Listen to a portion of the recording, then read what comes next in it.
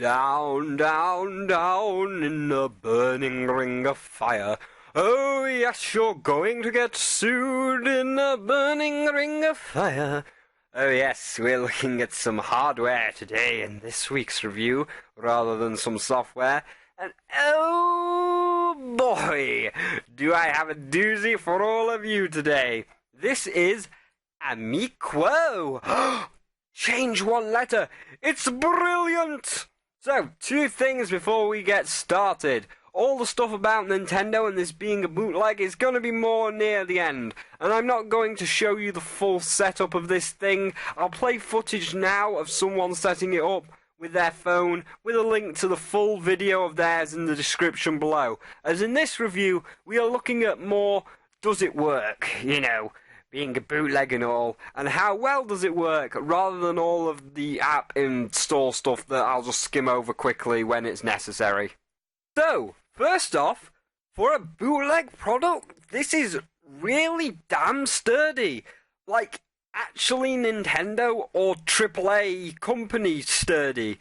Oh yes, you know them consoles and bootleg products that are made of really cheap and horrible plastic that weighs nothing, and it feels like even the slightest force will just snap it like a twig, like Pro Jared's Chintendo V? Well, this one is really damn high quality. It's the same thickness and density of a real Amiibo base. I have to give them credit on this, that the price reflects the quality. And yes, it's slightly expensive, but that slightly expensive price shows that some of the money is at least going to getting some decent plastic for the thing. But does it work? And more to the point, does it work well and do what it says it does on the tin? As, some bootlegs like Vietnamese Crystal, it works, not too well, depending on how you look at things. Well, first off, what is it supposed to do?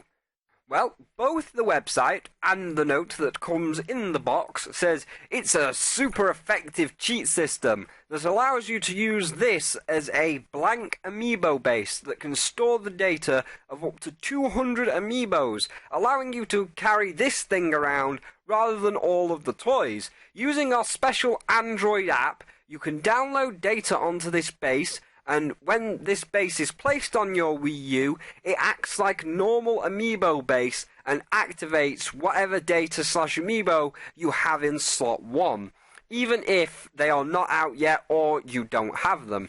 So, test 1, the app. I don't have an Android, but I have a friend that does have an Android, and the app downloaded and worked successfully.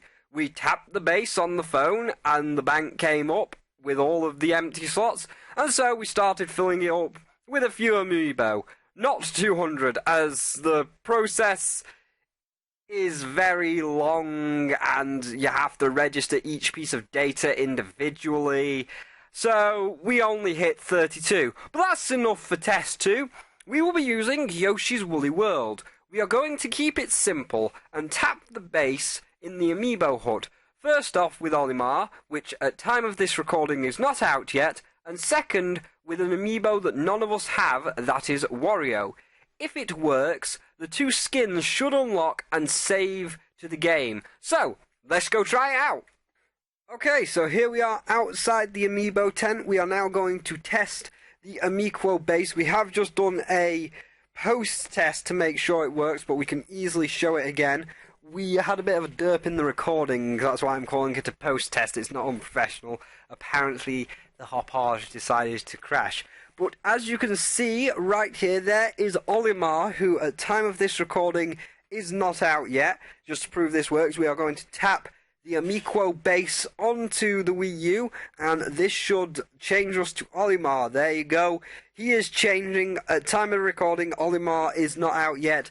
And that works. So hopefully this will not crash while my friend, maybe we should pause this while we changed it. My friend is now just changing the Ammiqo base to one that neither me or him have got, which is Wario. And I'm just keeping my eye on the recording. So hopefully it doesn't crash this time. It's done. Okay, alright, so here we go. This is one that neither me or my friend or anybody we know have got. We have not got Wario, so we are now going to tap the Ammiqo base onto the pad to see if it unlocks Wario. So we are tapping him now. Oh, is it frozen? No, it has not frozen. There you go. There is the Wario Yoshi. It works. It all works. That is good. So there you go. The proof is in the pudding. I guess what we should have done as well, even though it's a little bit too late now, we should have actually got the real life camera and had us tapping the base with the real life camera. But trust me, it works. We use the Ammiqo base because, you know, how would we do? Can you change it back? Okay, one sec. But, you know, how else would we have got Olimar Yoshi, who at time of this recording is not out yet? Okay. There you go. Yeah, how would we have done this? Bam. Oh, this is actually, like, really convenient. I don't have to... I mean, it's a little bit of a pain in the arse that we've got to keep pressing the buttons to swap which slot it is, but this is so convenient, just tapping one over and over rather than having more clutter in my desk. So yeah, there you go. It works. It all works. Good and dandy. We're now going to go back to the review, and while we're doing that, I'm going to change into something a little more sexual in order to have some footage for the rest of the review, because right now we're out of footage. There is nothing that we can show, so I'm going to be playing some Yoshi's Woolly World in the little box. But first, don't you all want to know what luscious little Yoshi I'm going to pick? I think you do. We're going to pick one from World 4. Oh, Bella's just gonna have an orgasm at this. Piranha Plant Yoshi. There you go. Yes, change to the Piranha Plant Yoshi. Bella is now just like having paroxysms of ecstasy at that decision. Right, back to the review. After saving the game, taking the disc out, putting Splatoon in, playing it for a few hours, taking Splatoon out, putting Yoshi's Woolly World back in, we found that yes, the fake bases worked and the skins had saved, even after the system had both changed games and was turned off for a few hours while we got food. Now, on to the big test, Test 3, hacking. As mentioned above, I do not have an Android and we use the Friends. However, my good friend Chris fixes computers for a living and is a master in hardware and software, making lots of custom programs for him to use in his job. I gave him the app and asked him if it was only for Androids or if he could get the app to work on my iPhone and other smartphone devices. He was given this on Sunday and is now, at time of recording this, Wednesday. So, within 72 hours of code breaking and decompilations and all that other smart stuff that hackers like him and Octoling Girl Nikki can do, that I commend them greatly for, as it's really hard to learn and I would love to, but I just can't. This was his result. Ah, a bootleg device. This should be quite interesting. After a quick decompilation of the app, I could see that the coding was simple for someone of my skill level. It was all very easy to read and understand exactly what lines of code went towards it only working on the Android. So I set out to make it work on an iPhone, as anyone can create an app for the App Store, and it is the simplest of coding to learn and do. This met with quite a few failed attempts, as while the iPhone itself could run the app fine, it seemed there must have been something in the hardware itself that was causing it not to work with the exact same app on the iPhone. Seems Spyro was already reviewing this with a friend, and I might end up having to destroy it. I bought a second one next day delivery. After opening it up and hardwiring it to an old SD card to see the program on it, my hypothesis was proved correct. The device was indeed built first, meaning that the app was built solely for the device rather than the other way around. Knowing this, I left the program that would be inside Spyro's device unaltered, and started a new iOS app, attempting to build it from the ground up, so that the Android app in the Amiibo device would be cross-compatible with other smartphone devices like the iPhone. After much frustration and many hours of failure, I finally got it to work, scanning the device onto the phone and then onto the Wii U. Unfortunately, the build was way too unstable, causing all sorts of problems like data leakage on the iPhone and other smartphone devices. and forcing me to delete them after my testing was done. My final result for you, Spyro, and your viewers is no. This is not compatible with other devices, nor easy to rewrite, without a lot of careful modding to both the app itself and the program inside the device. But to any computer experts that watch your show, I will say that it is more than possible, and, given that you will have more time rather than rushing for a review like I had to do, you could change the program in the device itself to get it to work. But it's only for high-level expert hackers and programmers, if, of course, they wish to blow £60 on this thing, which is more than likely to become obsolete once Nintendo is done with it. And yes, I was narrating all of that, as he's a little bit camera shy and doesn't like the sound of his own recorded voice. But yes, from all of that, I am sorry to say that unless you're a crazy good hacker, programmer, modder like Chris or Octoling Girl Nikki, then you cannot make it work on any other device other than an Android. I mean, if you are a crazy good hacker, programmer, modder like Chris or Nikki, then yeah, you can make it work for an iPhone, you can make it work for a BlackBerry or whatever the other smartphones are. But if you're not, it's Android only. I am so sorry about that. And with this, we move on to the last point that Chris did so happen to bring up: Nintendo. I'm sure, as you all guessed, Nintendo is not going to be happy with this little thing at all. But it does bring up a question of, can they stop this thing? Like, obviously, someone is going to get lawsuits up the ass, and this thing is going to get cease and desisted, closed down, and banned all over the place. But for someone like me who already has this thing, can Nintendo stop it? Like, right now, I could go scan Rob, or Mewtwo Senpai, or even Shovel Knight that's just been announced, who are not even out yet to get stuff, or, as we saw, Wario, that I don't even own.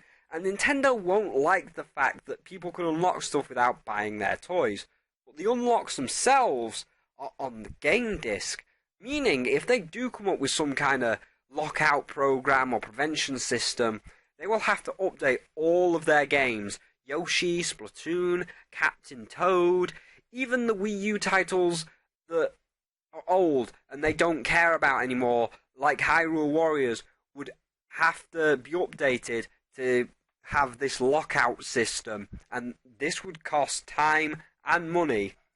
But if someone is bootlegging their stuff, it's something they will be considering. So it comes to this: is this a go get it now, right now, while it's available, as once Nintendo gets this shit, you're never going to see it again? Well, the people that have one got a great deal, as they are not going to go back and update every single game due to a time investment, or is it they are going to do that, and everyone that has one of these things, depending on what part of the world you live in, and shipping, you could have just, like, thrown away £50 to £100, boom, right down the drain, because it's no longer going to work. So, I will leave 2 links to sites where you can get one of these, just in case one is sold out, and just in case you do want one before Nintendo gets rid of them, and you end up having to get one off a scalper on eBay for like $1,000 or some crazy amount. All I will say, and I say it with the utmost caution and warning to you, is that at the end of the day, this is a bootleg product, and you are paying a bootlegger. And while nothing bad did happen, and probably won't, the confirmation email was a bit unprofessional, shall we say. And while nothing bad happened, you know, they provided a good, fast delivery service with an official tracking number. You might just want to keep an eye on your bank statements for a couple of weeks, just to make sure they're not, like, giving your card details to some sort of African warlord to buy some, like, guns and stuff. But again, the company, both websites are completely legit-ish. They did provide a professional service with an official tracking number. Just make sure you keep an eye on your bank statement, because, yeah, But back to the more positive note, we are here at the final verdict for this thing. And my final verdict for this device is a solid gold bootleg out of 10. What else can I give it? The design is nice and small, and it fits easily into your pocket to take round a friend's house rather than all your toys. And it's very well made.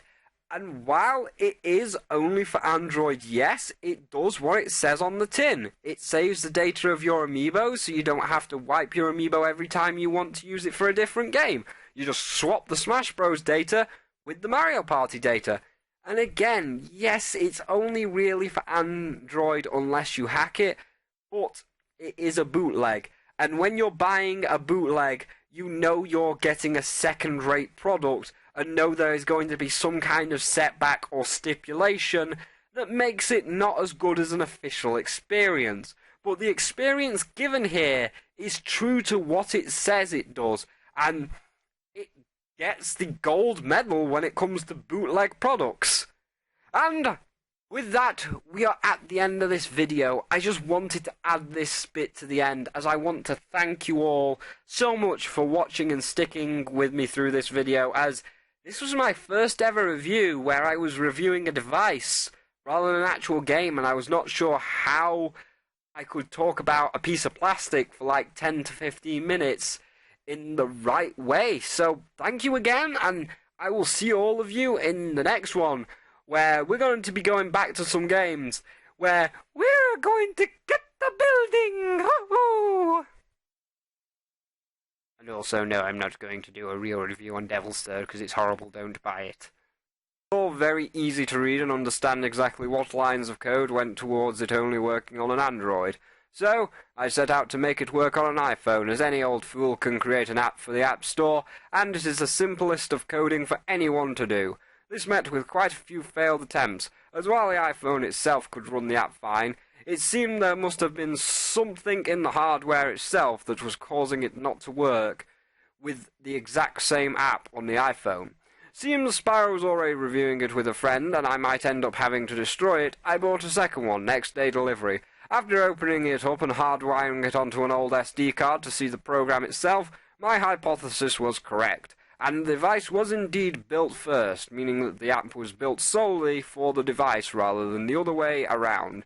Knowing this, I left the program that would be inside Spyro's device unaltered and started on a new iOS app, attempting to build it from the ground up so that the Android app in the Ammiqo device would be cross-compatible with other smartphone devices like the iPhone. After much frustration and many hours of failure, I finally got it to work. Scanning the other devices, fuck you, whoever just sent me, god damn you, Storm Rider, oh, I'm going to accept you, I'm going to accept you on Skype, you're going to be a blooper at the end of this.